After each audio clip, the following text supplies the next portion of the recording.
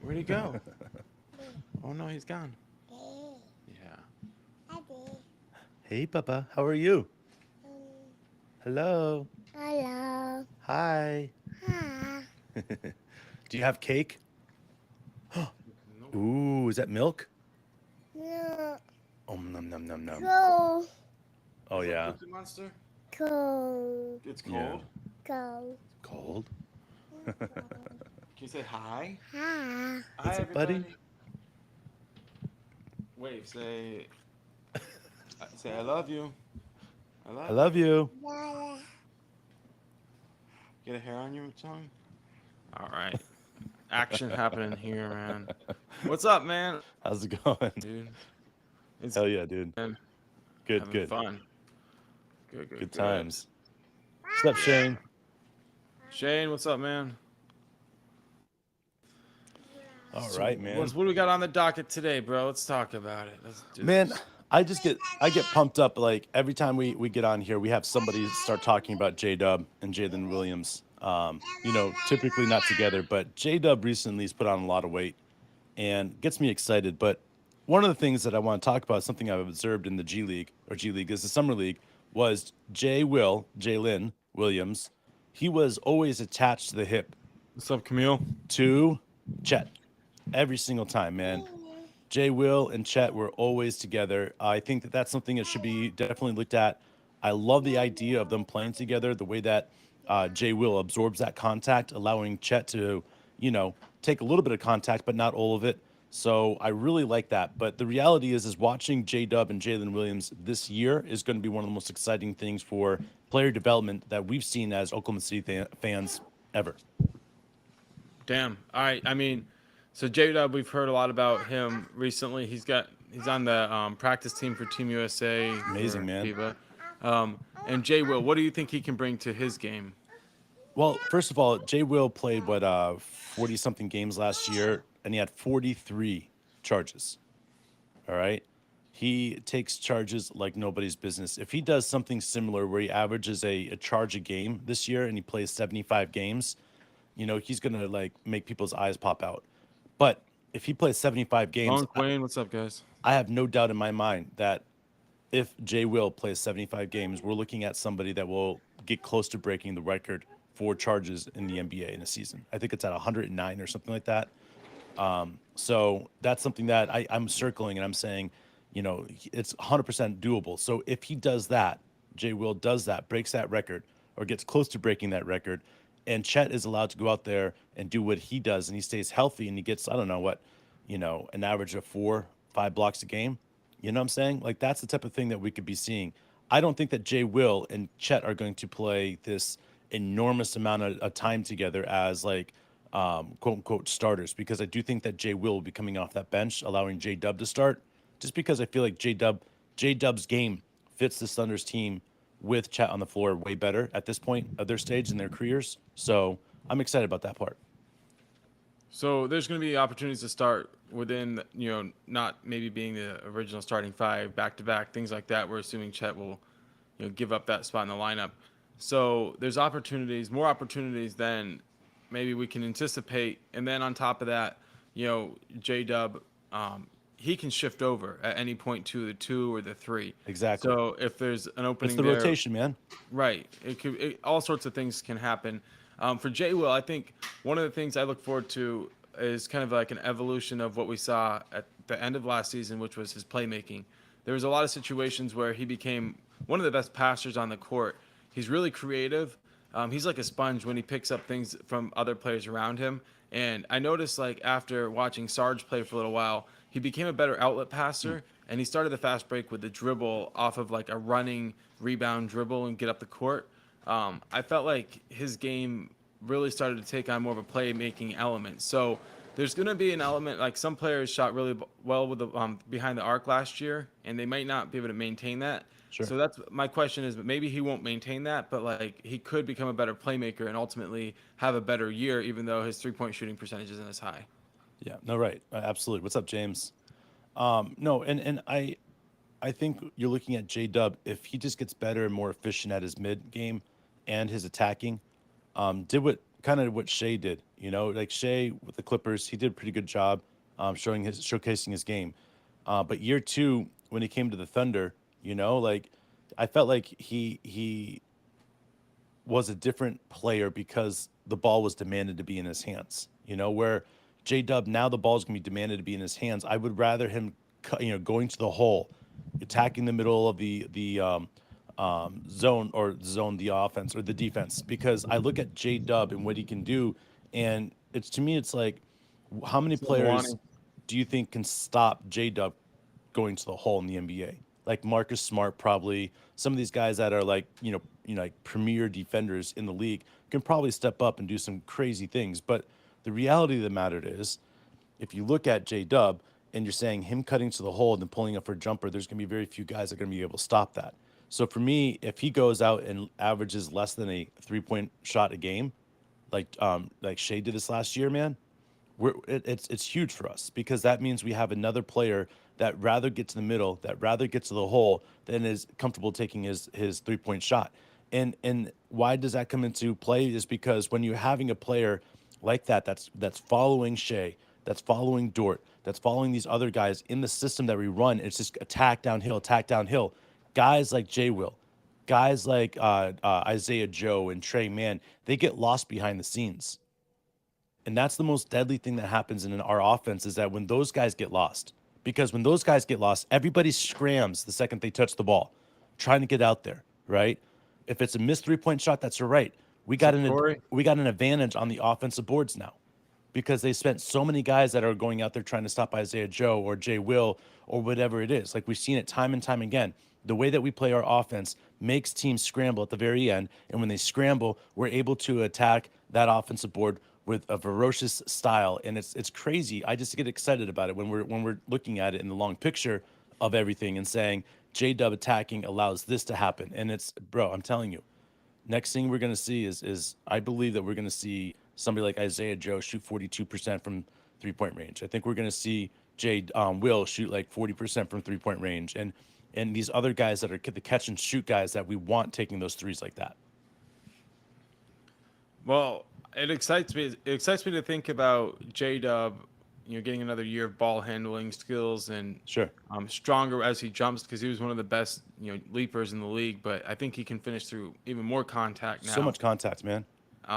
So you combine that with just like the overall more familiarity with the offense and getting better as a playmaker. Like Mwani's saying, like, he did that really well last year. And if he takes that to the next level, then all of a sudden it's like pick your poison. Because if he can draw two, right, by one bounce, get past his man, right, and then all of a sudden he's kicking the ball out and we're spraying it like you're saying, they're going to have to leave somebody. And if the ball finds the open man and we'll have snipers on the court like Isaiah Joe, and we bring, Casey Wallace along. Go ahead, Dave. I'm echoing what you're saying. It's that offense right there. Why is our offense way more advanced than these other teams that have the offense, these young teams, these even veteran teams in the league?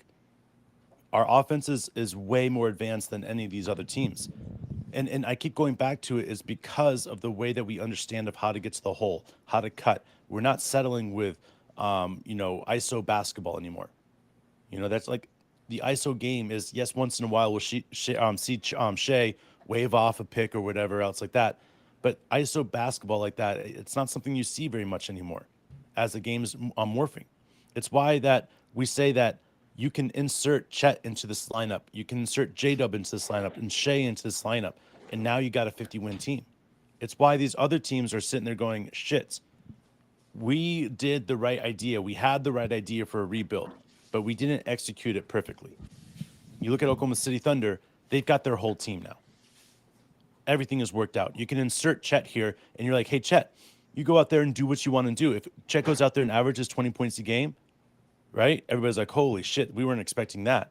Well, he's doing it with inside the system. You know what I'm saying? Like, it's not, the system isn't designed for Victor. The system isn't designed for Shea. The system is designed for a team basketball. You insert the players to make that team basketball better and good. And what you have is you got a team that's going to be looking at people are going to be looking at and saying, how did a small market team get to this level? Like Oklahoma City has the 20th biggest city in America. I think it is, right? So, and it's the sixth largest growing city in Is it America. really the So, 20? I thought it was much smaller than that. I thought it was so like the it's 40th. getting bigger and bigger and bigger. At what point can you say that Oklahoma City is a small town still, a small market still? And that's what I keep saying is the only way to make it so that Oklahoma City isn't a small market anymore is by expanding it to the world. What does Sam Presti do? I mean, FIBA's coming up, Mark. We've been talking about FIBA a lot, you and I. I mean, look at what Sam Presti has done. He's put a team together that's FIBA approved, you know? Yeah. Yeah, and we talk about it like all the time being really good for the city as far as like bringing in people from around the world, and now our best players are from all over the country or all over the globe. So I definitely think of it as a big time, recruiting tool for the state, for bringing in new residents and getting the word out that there out there that there is a place that you can live named Oklahoma. Um, I think some people are still surprised about it, but not so much anymore now that the Thunder have been out there, you know, telling the good news of the prairie, bro. Man, do you remember when we first moved out of, or at least I moved out of Oklahoma, like 16 years ago, 15 years ago, and people in Georgia would ask me, "How is it to live in Oklahoma?" Because we moved to Georgia, and I would say, "Yeah, we still live in teepees and have horses riding downtown Oklahoma City and stuff like that." Bro, every single time people are like, "Really?" Yeah. Like they actually believe that shit. Yeah, dude. People have no idea that They don't know. Oklahoma City is actually a pretty cool like little city. Not until they got drones up in the sky showing Paycom Arena or Chesapeake Arena, and I was like, hey, that motherfucker's lying. Man, listen, that new arena that they're talking about that Holt came out and Mayor David Holt came out and said they're going to be putting up is outstanding, man. $1 billion arena. They're going to be putting it up where the Cox Communication Center is going up. It's going to vote for the Oklahoma City people. They said it's going to most likely pass and fly in colors, meaning that Oklahoma City is going to keep the Oklahoma City Thunder for many, many, many, many years to come. So that's huge, man. I'm excited for the city. This is all brand new stuff. Mayor David Holt, he has been like the runner for all of this stuff and making sure that it gets done, recognizing how important the Oklahoma City Thunder is going to be to the city for next 15, 20 years. Yeah, dude. I saw he was making a push toward it, and I thought it was the right time. Um, you know, going for a rebuilt arena in the middle of a team going doing a rebuild Yeah. is that's a big ask for a mayor, but it showed his belief in the fact that this was going to work out. And this all comes back to like last episode we talked about a lot, Sam Presti. You already mentioned him a few times, and it's really impressive. It's like this overall thing going. Last episode we had quite a bit of discussion about where Wiggins was on the team, and if you look at it like how far we've come Sure. since just a couple years ago, the draft, what we were looking at as far as second round picks and how much playing time they got. This is such a different thing because I looked at it and like guys like JRE and Wiggins, Trey Mann, they got a tremendous amount of playing time as rookies. Sure. So much playing time that like it just wasn't really realistic that they would maintain that playing time as the team got more players. So this year, rookie playing time is going to be hard to get. We've come a long way, and it's been incredible to see how fast it's happened. But like this rebuild, when you get down to the studs and you push out all of the picks as far as you can, it takes several years before your roster is flushed with NBA talent again. And that's been working out, but slowly. And here we are. I mean, how much playing time can Keontae Johnson really expect? Well, I'm gonna ask you this because I'm gonna throw you on the spot. You do it What's to up, me all the time. Carson? How do you rebuild while competing? The most important thing is have other people's draft picks for the later part of it. But Like Right. that's what I keep coming down to because that's what the Oklahoma City Thunder are going to have to do. They're going to have to compete while rebuilding because you cannot sit here and say the Oklahoma City Thunder are going to be able to sign every single person to a second max deal. We're not. We're going to have to be getting rid of and going through other players before that. So for me, I'm looking at it and I'm I'm grateful for the players that we get when we get them, but I also know that there is inevitable. The NBA is a, if you're a good player, you get to play 10 years. If you're a really good player, you get to play 15 years. If you're a superstar, you get to play 20 years, Like that's it, man. You think that's, it's not a long time. So for me, I want to enjoy and observe how Shea and Giddy and Dort and J Dub and Chet are all on the court this year, because this could be the last year that all five of them are starting for the Thunder, and I want to enjoy it because it's just going to be rotating these guys as they come.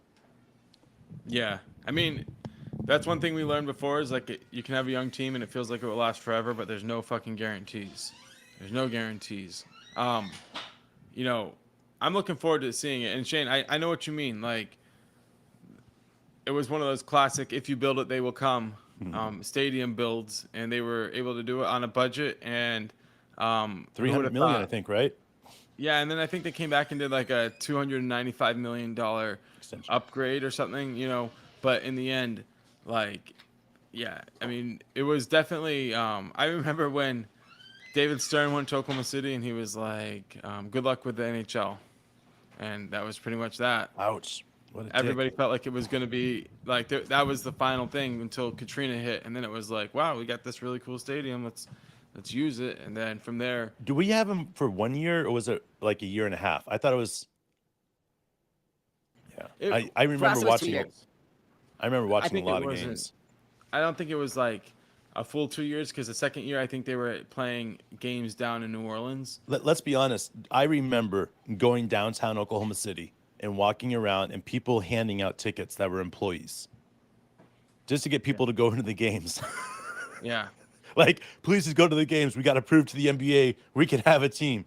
And people would always go. I mean, it was Chris Paul's rookie year and second year, but man, I remember going downtown Oklahoma City and getting trashed off my ass and just finding tickets anywhere and everywhere because they just want people to go and fill in the fans.